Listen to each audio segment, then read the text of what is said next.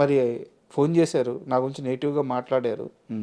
So ఇద్దరు మీకు రావాల్సిన అమౌంట్ మీకు ఇస్తానని చెప్పి అటు సైడ్ నుంచి కూడా లేదు. అవి రావు. ఉమ్.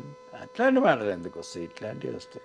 అంటే ఇక్కడ నా డౌట్ ఏంటంటే మీరు చాలా బలంగా నమ్మారు, సొంత కూతురులాగా చూసుకున్నారు. నేను నిజంగా మా పిల్లలనే కాదు, నేను రెండో కూతురు త్రిషని అందరూ పిల్లలే అనుకున్నాను. అందులో చేసిన వాళ్ళని పిల్లలే అనుకున్నాను.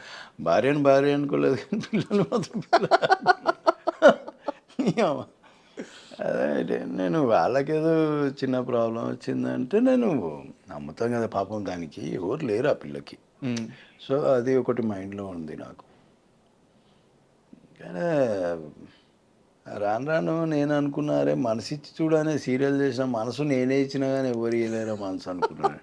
అండ్ ఇంకోటి, ఆ సీరియల్లో మీరు సంపాదించిన దానికంటే కూడా బయట పోగొట్టింది ఎక్కువ అంటగా. బొక్క 3 ఇంతలు 4 ఇంతలు బొక్క. అందరికి ఇలాగ అప్పులు ఇచ్చి.